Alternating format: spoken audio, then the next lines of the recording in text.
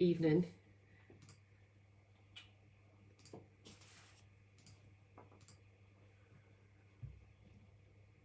Right, let's do it. Coach Helen for YouFit Studio. Right, now, why, you might ask, would I be doing a live about guilt? Now, I had a not perfect conversation, but I had a conversation with a client about this just this morning, actually. And she said to me, and this is really common at the moment, I've had it with, at least 2 or 3 other clients in the last 7 days. I'm feeling guilty, right? I'm feeling guilty already. So the client sending me pictures and said, I'm feeling guilty sending pictures to you because they're not exactly as I'd like them to be, as they are normally. And when I send them, this client said, when I send them, I don't feel good, right? So this client's saying that he didn't feel good sending me the pictures and he was worried. He's feeling guilty about how he's already eating, right? Being that it's the 10th of December. Okay, so only the 10th of December in, and a client, quite a few clients, handful of clients, really said to me, Helen, I feel guilty, right? I feel guilty about the way I'm eating, and I feel embarrassed to actually show this information to you and what's happening, right?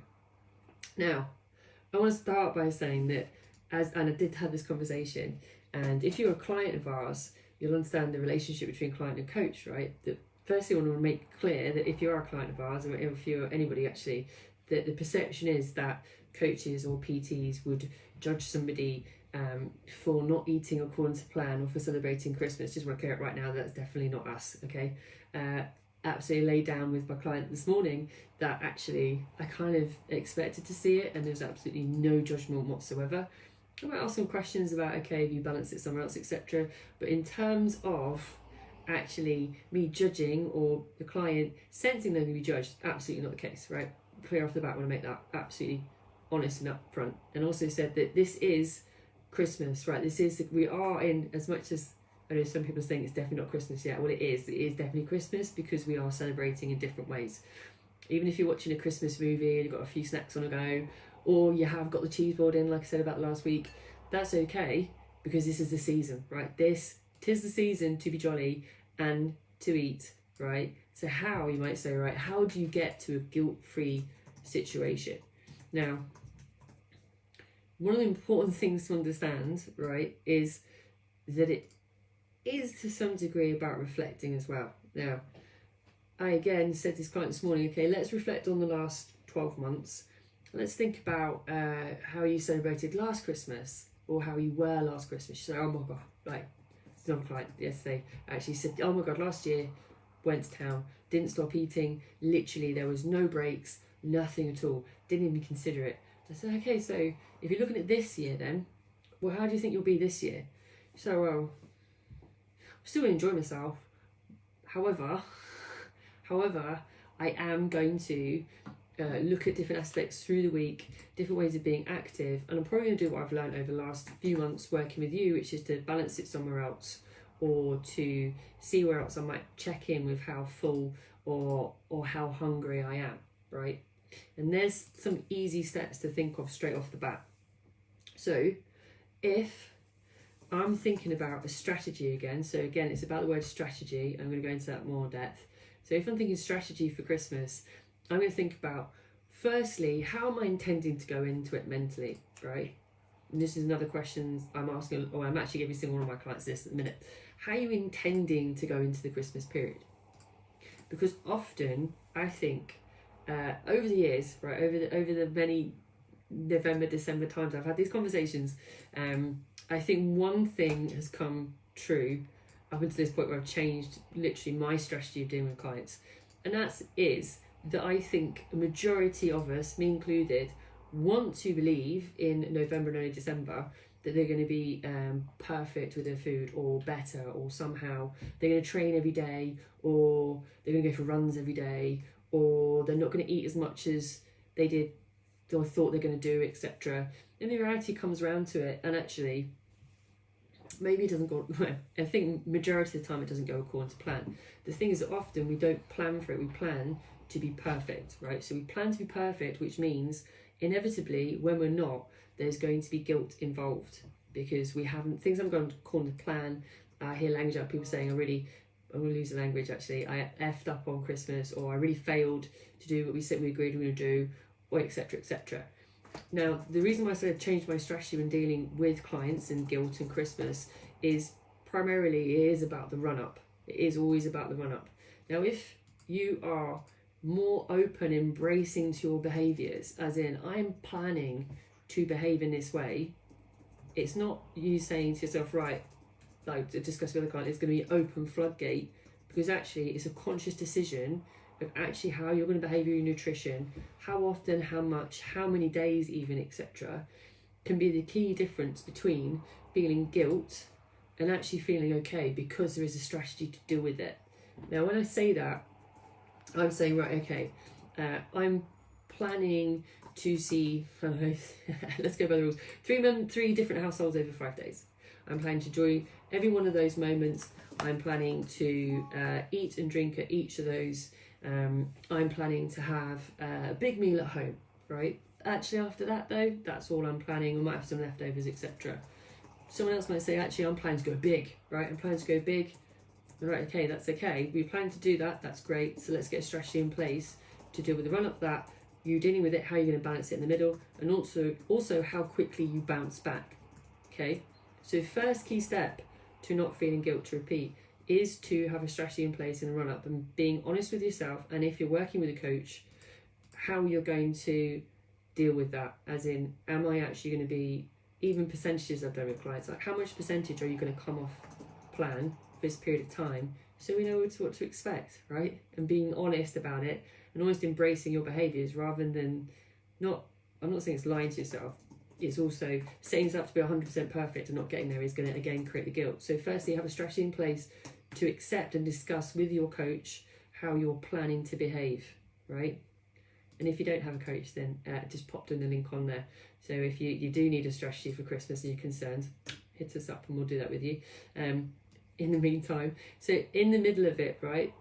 In the middle of it, some really great ways, right, to reflect on fantastic things. So again, it's kind of talked to you yesterday. We talked about when not being perfect, how easy it is to be critical about yourself at the time. And I said, right, so let's think about the Christmas period. What things can you put in place that are positive, that are in alignment with the things you've learned over the last few months and that you can use on a daily basis?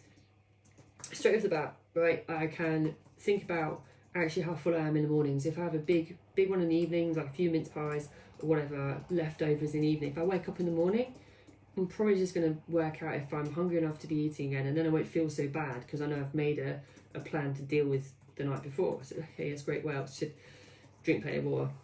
Drink plenty of water because I can do that, and that's enough for me. If it's not water, I can make sure it's loads of teas, etc. She's got some Christmas teas in, right? So straight off the bat, she's got 2 strategies, right, in place to deal with the middle part, the actual part of Christmas week, where she's like, that these are 2 things I can consistently do. I can think about how full hungry I am in the mornings, specifically if I'm overeating late at night, which is common, and I can think about drinking water. Now, each of you listening and watching this will have your own strategies, right, to deal with that middle section as well. I would say this to help make sure it is guilt-free. It's always good to know which ones work best for you, as in you're most likely to do most consistently, and you also know have the greatest wing capacity almost as well.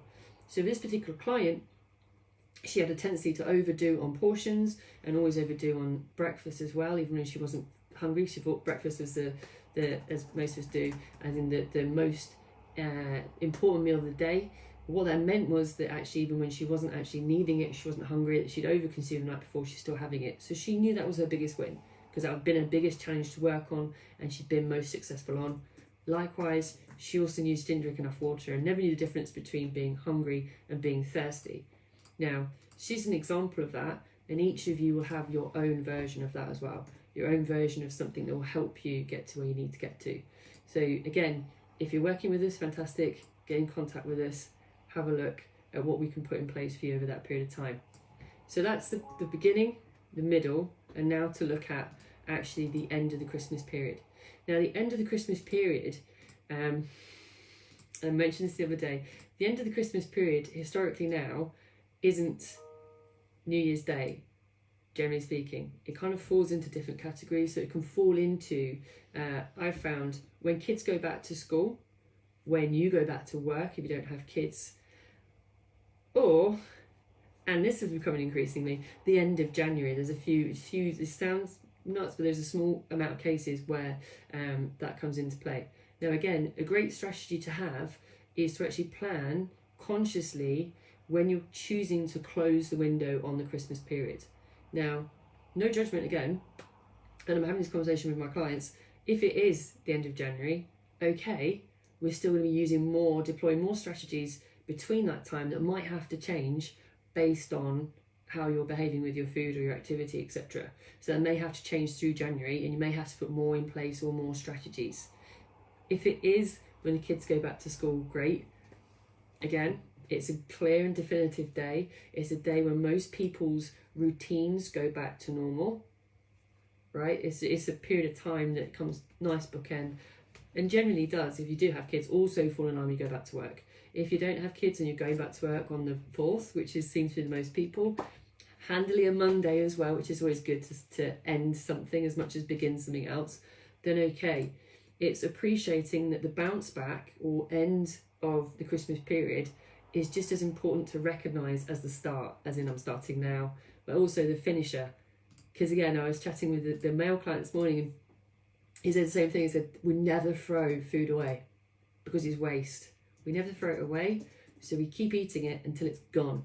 So if it's still there, second week of January, I'm still going to be eating it. So if that's okay, check the sell-by days. Also make a decision that throwing food away is, I'm not disagreeing, I'm not getting on the wasteful, not wasteful. However, it then makes a deciding factor in how much you then consume or don't consume after the Christmas period. So bearing that in mind is really important. So I've gone over strategy for the start, strategy for the middle, and how to deal with ending the period of time. Now, some things to be aware of, okay, about all of this from start to end is the language of which you use to yourself during this period of time.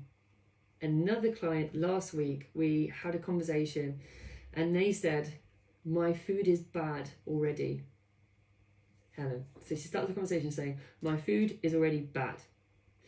Now, she carried on in the conversation talking about different elements, but the thing I talked to her about and I challenged her on wasn't what she'd ate. It was the language she'd used around it. Because this is the thing about guilt. When you label a food either good or bad, you are immediately going to associate guilt with everything that is bad, and will mean that actually you're telling yourself off. And her expectation was I was going to tell her off. And actually, it hadn't even crossed my mind. I just knew it's Christmas period already, so it hadn't even crossed my mind to have that discussion. However, the more you tell yourself off for labelling or having a bad food or even putting it into that category, the more likely you are to feel guilt afterwards. All food, and I've said this from the beginning, all food is okay. It's the moderation, how much you have of any food, that is going to give you a different outcome. That doesn't mean it's one or the other. It's not black or white. It's on a changing scale. So this is where the language around how you create guilt around the Christmas period is really important. Another thing to bear in mind, again, with your behaviours and what you do, and I've seen this as well, is to create extreme workouts to counter a behaviour of bad food over Christmas or in the new year. Again, it's all about the punishment over enjoying something ratio that you set up. So in your behaviours, if you sense this is happening over Christmas, again, reach out to your coach and discuss it with them and understand it better. Because again, actually, it's all about what you're telling yourself about your behaviours internally with your language that's creating that sense of guilt, which is then creating your behaviour, so emotion of guilt, as emotional state really, and then your habits or behaviours afterwards will be instigated by your thought process. So I've done something bad, I've ate something bad, I shouldn't have done it, I now have to exercise, right? That's how it flows. And this is more likely than not to come over the Christmas period, or certainly between Christmas and New Year, in my experience working with clients. Now that's okay, all right? The main thing to remember is that you enjoy the Christmas period. And we'll talk about this more as we run up into it, because obviously it's still quite early, even though these are the conversations I'm having with clients. So if you're someone who is already starting to sense guilt when you're looking at your food or how you're planning your food, even at this point, important thing is to get a strategy in place. It alleviates the fear, firstly, which means once you take out the fear, right, you know exactly what you're going to do. You've got your steps. The strategy is a step-by-step instruction. It gives you an outcome, like a recipe, right? You take a step 1 recipe, step 2, step 3, step 4. Christmas and having it guilt-free is no different. It doesn't mean you restrict. It doesn't mean you say no to anything. It means you follow a step-by-step instruction where there's no unknowns, where you know what to expect and where exactly you're going to place different elements, your start, middle and ends. And there you go. There's your strategy to enjoying a guilt-free Christmas, right? So to recap, okay, so why did I do this? Because guilt is already in the language of people enjoying the season as it is, because the season is upon us.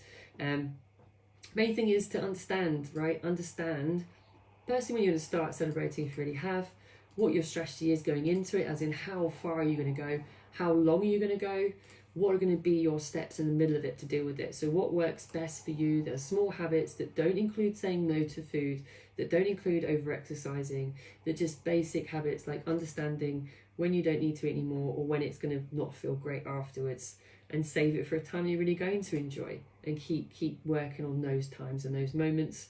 What simple behaviours or habits that help, like for this other client, like drinking water on a daily basis, is going to help you get through that period. And again, feel better about yourself and done something that sits well with your regular habits outside of this window, right? So what you would never normally do all year round, just a simple basic stuff that again doesn't include saying no. Understand that it's about your language the most. If you create guilt, it's because you're telling yourself you've done something wrong, or you've done something, and silly bunnies again, bad, right? It's not good or bad. It's on a scale, and it's about how much and how often you do it. It's going to make the difference between how you feel about it. But certainly if you sense it, start to be conscious of your language now, right? Don't need to be doing a stream workout, don't need to be telling yourself off for doing anything. It's about enjoying the moment. Right, that one done. Again, if you've got any questions, or again, as I say, if you're someone listening or watching this, you think, right, actually I need to get an idea of what to do in the Christmas period, hit up, I've put the information in the comments for both Facebook and Instagram. Give us a call and we can set up and get you ready for the Christmas period. In the meantime, I'm back now on Monday. So Monday will be your next one at 5 o'clock. Until then, as always, have a great evening and a great weekend.